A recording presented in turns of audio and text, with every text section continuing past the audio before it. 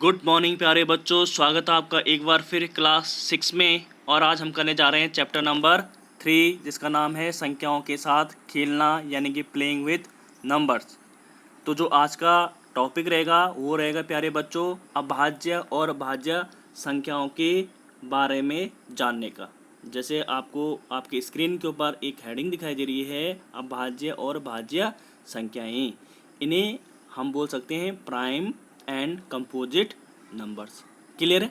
तो जो अभाज्य संख्याएं हैं वो क्या होती है और जो भाज्य संख्याएं हैं वो क्या है, उनके बारे में आज हम विस्तार से चर्चा करेंगे इस एपिसोड में।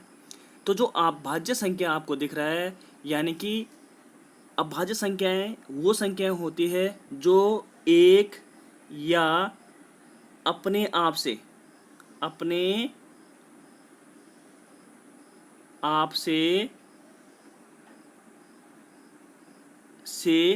विभाजित होती है। क्या होती है?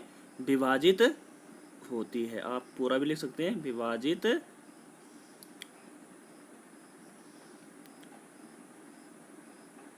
होती हैं, जो सिर्फ अपने आप और एक से विभाजित होती है। उन्हें हम क्या बोलेंगे? अभाज्य यानी कि प्राइम नंबर बोल सकते हैं। ठीक है, अब बात आती है भाज्य संख्याओं की। तो भाज्य संख्याएं प्यारे बच्चों वो संख्या होती है जो एक और अपने आप के अलावा अन्य संख्याओं से भी विभाजित हो। उन्हें हम क्या बोलेंगे? भाज्य संख्याएं यानी कि कंपोजिट नंबर बोलते हैं। ठीक है, इसको आप चाहे ऐसे याद कर लीजिए या चाहे मैं और इसे इजी वे में बोलूं तो आप चाहे ऐसे भी कह सकते हैं कि अभाज्य यानी कि प्राइम नंबर वो नंबर होते हैं कि जिनके सिर्फ 2 गुणनखंड होते हैं। अब बात आती है गुणनखंड की, यानी कि फैक्टर्स की। प्यारे बच्चों, मैं इसी चैप्टर के इंट्रोडक्शन वीडियो में आपको गुणनखंड और आपका मल्टीपल्स यानी गुणज के बारे में विस्तार से मैंने आपको बताया। ठीक है, आप पुरानी वीडियोज को भी ज़रूर देखेगा तो आपको क्लियर हो जाएगा कि कैसे मैं मैंने जो शब्द यूज़ किया गुणनखंड के। तो अभाज्य संख्याएं वो होती है जिनके सिर्फ क्या होते हैं? 2 गुणनखंड होते हैं। और जबकि भाज्य संख्याएं क्या होंगी? भाज्य संख्याएं होती है जिनके 2 से ज़्यादा गुणनखंड होते हैं। 2 से ज़्यादा मतलब 3 गुणनखंड भी हो सकते हैं, 4 गुणनखंड भी हो सकते हैं, 5 भी हो सकते हैं, 6 भी हो सकते हैं, मतलब 2 से ज़्यादा। आप चाहे ऐसे याद कर लीजिए, चाहे ऐसी याद कर लीजिए कि अभाज्य संख्याएं वो होती है जो सिर्फ एक और अपने आप से ही विभाजित होती है, और भाज्य संख्या वो होते हैं जो एक और अपने आप के अलावा अन्य संख्याओं से विभाजित होती है। उन्हें हम भाज्य संख्या कहते हैं, यानी कंपोजिट नंबर बोलते हैं। चाहे आप ऐसे याद करो, चाहे आप ऐसे याद कर सकते हैं प्यारे बच्चों कि जिनके सिर्फ 2 फैक्टर होते हैं, 2 गुणनखंड। मैंने क्या बोला? जिनके सिर्फ 2 गुणनखंड होते हैं वो क्या कहलाते हैं? आपकी अभाज्य। और जिनके 2 से ज़्यादा गुणनखंड होते हैं उन्हें हम क्या बोलते हैं? भाज्य संख्याएं बोलते हैं। चलिए चेक करते हैं कि कैसे। मैं आपको यहाँ पे कुछ संख्याएं लिख के दिखाता हूँ और आपने बताना है कि उनके कितने गुणनखंड है। पहले हम क्या करेंगे? कितने गुणनखंड से करते हैं इसको, कि कितने गुणनखंड है। जैसे मैंने कहा आपके पास एक संख्या आपके पास 2, तो 2 के कितने गुणनखंड होंगे? आपको पता है कि उसके कितने गुणनखंड होंगे। एक तो 1 होगा। भाई मैंने बताया था आपको कि किसी भी संख्या का एक तो हर संख्या का गुणनखंड होता है, और एक क्या होता है? 2, यानी कि खुद वो संख्या। ये तो होंगे। कितने गुणनखंड निकले इसके? एक गुणनखंड ये है, एक गुणनखंड ये है, तो गुणनखंडों की संख्या कितनी हुई? 2 हुई। अगर मैं आपसे कहूँ 3, तो 3 के कितने गुणनखंड होंगे? एक तो 1 होगा और एक स्वयं 3 होगा। इसके अलावा कोई है? कोई नंबर बताओ बीच में कि जो 3 को पूरी विभाजित कर दे। तो कोई भी नंबर नहीं। ठीक है, तो हम इसका मतलब हम बोल सकते हैं कि 3 के भी कितने गुणनखंड होते हैं? 2। अच्छा, इसके अलावा मुझे एक बात बताइए, 4 के कितने गुणनखंड हो सकते हैं? 1 हो सकता है। 2 का भी भाग जाता है 4 में, 2 दूना 4 होता है। 3 का जाता है? नहीं जाता है। सीधा क्या लिखेंगे? 4 लिखेंगे, क्योंकि मैंने ये आपको पहले ही दिन बताया था जब मैंने इस चैप्टर का आपको इंट्रोडक्शन बताया था कि गुणनखंड वो होते हैं किसी भी संख्या के एक तो एक आएगा और एक वो स्वयं वो संख्या आएगी, और बाकी वो संख्या आएंगी जिनसे वो पूरी तरह से विभाजित हो जाता है। उम्मीद करता हूँ प्यारे बच्चों आपको यहाँ तक ये टॉपिक क्लियर हुआ होगा। तो यहाँ पे आपने देखा कि 4 के कितने गुणनखंड निकले? 1 2 3। कितने गुणनखंड निकले? 3। तो इसका मतलब क्या हुआ कि भाई जो जिनके 2 गुणनखंड निकल रहे वो क्या कहलाएंगे? आपके अभाज्य संख्या है। वो क्या कहलाएंगे? आपकी अभाज्य, ठीक है, वो कहलाएंगे आपके अभाज्य। और जिसके दो से ज्यादा गुणनखंड यानी कि 3 आ गए तो इसको हम क्या बोलेंगे, भाज्य, इसे हम क्या बोलेंगे, भाज्य। तो ऐसे ही प्यारे बच्चों आप पूरा जितने नंबर है उनको चेक कर सकते हैं कि कैसे वो भाज्य हुई और कैसे वो संख्या अभाज्य हुई। तो इसके लिए चलते हैं, एक टेबल में यहाँ पे बना के दिखाता हूँ आपको, आप टेबल का अध्ययन करेंगे। क्लियर है? तो प्यारे बच्चों जैसे आपको यहाँ पे एक टेबल दिखाई दे रही है, ये उसमें देखेगा कि मैंने यहाँ पे कुछ संख्याएं की एक सीरीज बना रखी है। जैसे ये देखिए आप, 1 2 3 4 5 6 7 8 9 10 11 12, ठीक है। और उनके यहाँ पे गुणन, दूसरे वाले कॉलम में क्या कर रखा, उनके गुणनखंड कर रखे हैं, ठीक है, उनके क्या कर रखे हैं, गुणनखंड कर रखे हैं। और तीसरा जो कॉलम है प्यारे बच्चों ये वाला, उसमें मैंने क्या कर रखा है, गुणनखंडों की संख्या बता रखी है। देखो आपने क्या करना है, आप सोच रहे होंगे कि टेबल क्यों बना रखी है। टेबल बनाने का सिर्फ एक ही अर्थ है प्यारे बच्चों कि इससे आपको गुणनखंडों की संख्या का पता चलेगा। इससे क्या होगा, आपको गुणनखंडों की संख्या का पता चलेगा। और जब गुणनखंड आपको पता चल जाएंगे कि जिसके 2 गुणनखंड होंगे वो आपका अभाज्य है, और जिसके 2 से ज़्यादा जैसे कि 3 4 5 6 7 कुछ भी हो सकता है, यानी कि उन्हें हम क्या बोलेंगे, भाज्य संख्याएं कहेंगे। तो यहाँ पे आप देखेंगे सबसे पहले जैसे आपको दिखाई दे रहा है यहाँ पे कि जो 1 है उसका कितने गुणनखंड आए, 1 के तो 1 ही गुणनखंड आया। 2 के कितने गुणनखंड हुए, जैसे मैंने आपको पिछले वाले पेज में बताया था, उसके 2 गुणनखंड हुए। 3 के कितने गुणनखंड होते हैं, 1 और 3 ही होते हैं, ठीक है, 3 के ये हैं। 4 के कितने गुणनखंड थे, 1 2 4। ऐसे आप 5 के गुणनखंड देख लीजिए, 5 के गुणनखंड कितने होते हैं, 2 ही होते हैं, 1 और 5, क्योंकि 5 में किसका भाग जा सकता है, देखो एक तो एक 5 का किसी भी संख्या का गुणनखंड एक तो 1 होता है, एक खुद वो संख्या होती है, यानी 5 का अगर मैं करूँ तो 1 और 5 आएगा। बीच में कोई नंबर आ सकता है, 2 का भाग जा सकता है 5 में, नहीं जा सकता। 3 का जा सकता है, नहीं जा सकता। 4 का जा सकता है, नहीं जा सकता। तो यहाँ पे देखा आपने 5 का चले जाएगा 5 में, देखो 5 में 5 का तो जाएगा ही ना, 5/5 कितना होगा, 1 होगा। और 5 में 1 का भी भाग चले जाएगा, कितना आएगा आंसर, 5। तो इसका मतलब मैंने बोला कि जो संख्याएं हैं आपकी अभाज्य संख्याएं कहलाएंगी जिनमें उन्हीं का भाग या फिर 1 का भाग जाता है। आप चाहे ऐसे कर लीजिए या ऐसे भी कह सकते हैं कि जिसके सिर्फ 2 ही फैक्टर होते हैं प्यारे बच्चों, जिसके क्या होते हैं, 2 फैक्टर होते हैं, उन्हें हम क्या बोलते हैं, अभाज्य संख्या बोलते हैं। तो आप यहाँ पे पूरी लिस्ट में, प्यारे बच्चों मैं ज़्यादा टिक नहीं कर रहा हूँ, मैं बताना चाहूँगा आपको कि यहाँ पे आपने देखा कि यहाँ पे सबके क्या लिख रखे मैंने, गुणनखंडों की संख्या लिख रखी होगी। तो ऐसी आपने यहाँ पे तो सिर्फ अपने एग्जाम्पल के तौर पे आपको 12 संख्या लिखी है, आप 12 के बाद 13 14 15 16 बहुत सारे संख्याएं हैं, वहाँ तक आप देख सकते हैं, ठीक है, कि कितने किसके गुणनखंड आ रहे हैं। मैंने यहाँ से लेकर यहाँ पे आपको बता रखा टेबल में 1 से लेकर 12 तक की संख्याओं के बारे में।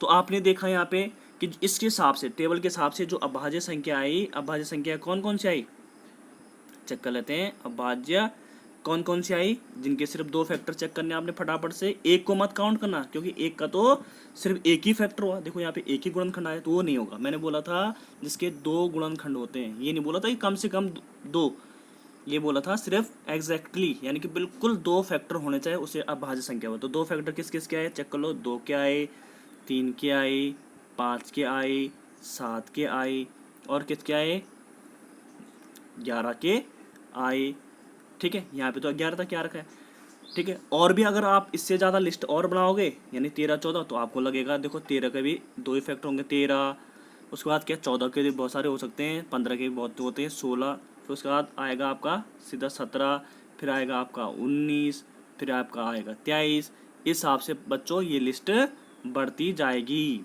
Dash dead. तो इन्हें हम क्या बोलेंगे, अभाज्य संख्याएं बोलते हैं। समझ में बात आई, अभाज्य संख्या किसे बोलते, समझ में बात आई, कि जिनके सिर्फ 2 ही गुणनखंड होते हैं।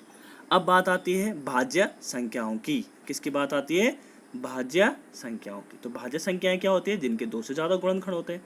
ये कॉन्सेप्ट आपका क्लियर होना चाहिए अब, ठीक है। तो हम बताएंगे आपको अब भाज्य संख्याओं के बारे में। तो भाज्य संख्या क्या होती है चेक कर लेते हैं। मैंने कहा था कि भाज्य संख्या वो होती है जिनके 2 से ज़्यादा फैक्टर होते हैं। तो 2 से ज़्यादा मतलब होता है 3 4। तो यहाँ पे आपको क्या दिख रहा है, एक तो 4 दिख रहा है, एक आपको 6 दिख रहा है, एक आपको 8 दिख रहा है, एक आपको 9 दिख रहा होगा, एक आपको 12 दिख रहा हो, क्योंकि यहाँ 12 तक ये है तो 12 होगा। इसके बाद अगर हम बढ़ाना चाहे तो 14 हो सकता है, 15 हो सकता है, ठीक है, और आपका 16 हो सकता है, 18 हो सकता है। ऐसे ही प्यारे बच्चों ये बढ़ता रहेगा, क्योंकि आप यहाँ पे खुद चेक कर सकते हैं कि जिसके 2 से ज़्यादा फैक्टर होते हैं, या यूँ कह लीजिए कि जिसमें अपने आप यानी कि जो संख्या का आप निकाल रहे हैं, जैसे 4 की बात करो तो 4 में 4 का भी भाग जाता है, 1 का भी भाग जाता है, 2 का भी जाता है, ठीक है, यानी कि 3 का भाग जा रहा है ना, एक तो 1 का जाएगा, एक तो इसमें 1 का जाएगा, एक 4 का जाएगा, एक 2 का जाएगा। तो इसका मतलब कितना, यानी कि अपने आप और 4 1 के अलावा 2 का भी जा रहा है ना, तो इसके लिए मतलब क्या हो जाएगी, भाज्य संख्याएं हो या कहलाएंगी। तो यहाँ पे प्यारे बच्चों अब बी पार्ट में, यानी कि जो इसका बी बिंदु है उस पर बात करते हैं। तो जैसे आपको मैंने समझा दिया कि जैसे यहाँ पे 2 लिखा है कि 2, 3, 5, 7 इत्यादि ऐसी संख्या है जिनके ठीक 2 गुणनखंड है, यानी कि 1 और स्वयं संख्या, ठीक है। जैसे इसमें क्या था, 2 का क्या था, एक तो 2 गुणनखंड आए, एक 2 के, एक तो 1 आया, एक स्वयं संख्या है, ठीक है। तो यहाँ पे क्या कहलाएंगे, वो प्राइम नंबर यानी कि अभाज्य संख्याएं कहलाएंगी। क्या कहलाएंगी, अभाज्य संख्याएं कहलाएंगी, ठीक है। अर्थात ये बोला है कि वे संख्याएं, यहाँ देखिए, वे संख्याएं जिनके गुणनखंड 1 और स्वयं वहाँ संख्या होती है वो अभाज्य संख्या कहलाती है। देखो यहाँ पे देखो, 2 को क्यों बोला मैंने अभाज्य, क्योंकि उसका 1 आया और एक स्वयं आया, स्वयं मतलब जिसका हम निकाल रहे हैं 2 का, ठीक है। इन संख्याओं के अतिरिक्त कुछ अभाज्य संख्याएं ज्ञात करने का प्रयत्न आप करेंगे। जैसे मैंने आपको लिस्ट बनाई भाज्य और अभाज्य की, देखो यहाँ पे तो 12 तक था, तो मैंने 3-4 और लिख लिए, ठीक है। यहाँ आप देखिए सी बिंदु पे कि कुछ संख्याएं जैसे 4, 6, 8, 10 इत्यादि ऐसी संख्याएं जिनके 2 से अधिक गुणनखंड है, वे संख्याएं भाज्य संख्याएं कहलाएंगी, यानी कंपोजिट नंबर कहलाएंगी। वे संख्याएं जिनके 2 से अधिक गुणनखंड यानी फैक्टर होते हैं वो भाज्य संख्याएं आपकी कहलाएंगी। समझ में बात आए तो ये आपका कॉन्सेप्ट क्लियर हुआ होगा प्यारे बच्चों, उम्मीद करता हूँ, भाज्य और अभाज्य संख्याओं की। अब हम चलते हैं दूसरे टॉपिक पर। अब बात करते हैं प्यारे बच्चों प्राकृत संख्याओं।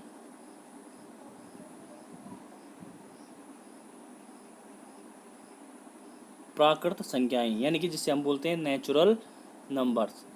तो नेचुरल नंबर्स प्राकृत संख्या आपने पढ़ी होगी, अगर नहीं पढ़ी तो मैं आपको दोबारा बताता हूँ। प्राकृत संख्या होती है जो आप गिनती बोलते हो, कैसे 1, 2 यानी कि 1, 2, 3, 4, 5, 6, 7 ऐसे 8, 9, 10 है ना, चलता रहेगा इनफाइनाइट तक। तो इसे हम क्या बोलते हैं, प्राकृतिक संख्याएं या प्राकृत संख्याएं हम इनको बोलते हैं। 1, 2, 3, 4, 5, 6, 7, 8, 9, 10 ऐसे ही चलता रहेगा, 11, 12, 13, 14 है ना, इन्हें हम क्या बोलते हैं, प्राकृत संख्याएं। तो ये समझ में आपकी बात आई होगी। इसके बाद मैं बात करता हूँ प्यारे बच्चों सम संख्या यानी कि इवन नंबर और विषम संख्याओं के बारे में। किसके बारे में, विषम संख्याओं के बारे में। तो सम संख्या क्या होती है और विषम संख्या क्या होती है, सम एवं विषम। सम एवं विषम संख्याएं बच्चों, सम संख्या यानी इवन नंबर, विषम संख्या यानी कि ऑड नंबर्स, ठीक है। तो विषम संख्या और सम संख्या के बारे में पढ़ते हैं। तो पहले मैं ले चलता हूँ आपको सम संख्या के बारे में। प्यारे बच्चों सम संख्याएं वो होती है, सम संख्याएं जो 2 के गुणज होती है। क्या होती है, 2 के। तो 2 के गुणज क्या होती है, 2, 4, 6 गुणज बताया था ना, मल्टीपल। टेबल पढ़ो, पहाड़ा पढ़ो 2 का, सम संख्या निकल जाएंगी। 2, 4, 6, 8, 10, 12, 14, 16 ऐसी 18, 20, 22, 24, 26 ये सारी संख्याएं क्या कहलाएंगी, आपकी सम संख्याएं कहलाएंगी, ठीक है, 2 के गुणज। इसी को आप ऐसे भी बोल सकते हैं कि सम संख्याएं जो 2 से पूर्णतः विभाजित हो जाती है वो भी सम संख्या कहलाएंगी। देखो जिस संख्या में 2 का भाग चले जाएगा पूरा यानी शेषफल उसमें यानी रिमाइंडर क्या बचना चाहिए, 0 बचना चाहिए। समझ में बात आई तो संख्या भी क्या कहलाएगी, आपकी सम संख्या कहलाएगी। देखो अगर 2 को आप 2 से भाग देंगे तो क्या बचेगा, 2/2 यानी कि 1। 4 को 2 से भाग दोगे तो क्या बचेगा, 2 दूना 4। 6 को 2 से भाग करोगे तो 6/2 कितना होता है, 3। 2 3 6। 2 को से अगर 8 को भाग करोगे तो 8 4 दूनी 8 होता है। ऐसे ही सब में ये 2 से भाग चले जाएगा। तो जिनमें 2 से भाग जाता है, ये जो 2 का गुणा, सबसे अच्छा तरीका ये है कि 2 का गुणज निकाल लीजिए, वो सम संख्याएं आपकी हो जाएंगी। ठीक है, समझ में बात आई। विषम संख्याएं क्या होते हैं? जो प्राकृत संख्याएं हैं उसमें से ये संख्याएं यानी कि 2 के गुणज वाली संख्या निकाल दो, जो बची है वो विषम संख्या हो जाएगी। समझ में बात आई। अब विषम संख्या की बात कर रहा हूं मैं। विषम संख्याएं, तो विषम संख्याएं क्या होंगी? मैंने कहा था कि जो प्राकृतिक संख्याएं 1 2 3 4 5 6 7 8 9 10, ऐसी बहुत सारी संख्या होंगी, 11 12। इनमें से सम संख्याओं को गायब कर दो, यानी कि 2 को हटा दो, 4 को हटा दो, 6 को हटा दो, 8 को हटा दो, 10 को हटा दो, 12 को हटा दो। ऐसी और संख्याएं भी होंगी, इनको हटा दो तो जो आपके पास क्या बचेंगे? 1 3 5 7, क्या बच जाएगी आपके पास? 1 3 5 7 9 11। ये सब संख्याएं क्या कहलाएगी? आपकी विषम संख्याएं कहलाएंगी। तो मैं एक बार विषम संख्या लिख देता हूँ। 1 3 5 7 9 11 13 15, ऐसे ही जो चलता रहेगा, 17, ठीक है, 19, ये सब क्या कहलाएंगे? आपकी विषम संख्याएं ही कहलाएंगी प्यारे बच्चों। समझ में बात आई। तो इस आधार पे आपने जो आप पढ़ा आज, वो पढ़ा अभाज्य, भाज्य, सम संख्या, विषम संख्या और प्राकृतिक संख्याओं के बारे में। तो प्यारे बच्चों, कैसी लगी आपको ये वीडियो ज़रूर कमेंट बॉक्स में लिखिएगा, और साथ ही इसको लाइक, शेयर, और अगर आपने अभी तक चैनल को सब्सक्राइब नहीं किया है तो सब्सक्राइब कर लीजिएगा, क्योंकि आपको इससे नई नई वीडियोस मेरी मिलती रहेगी। तो थैंक यू सो मच प्यारे बच्चों। Bye bye.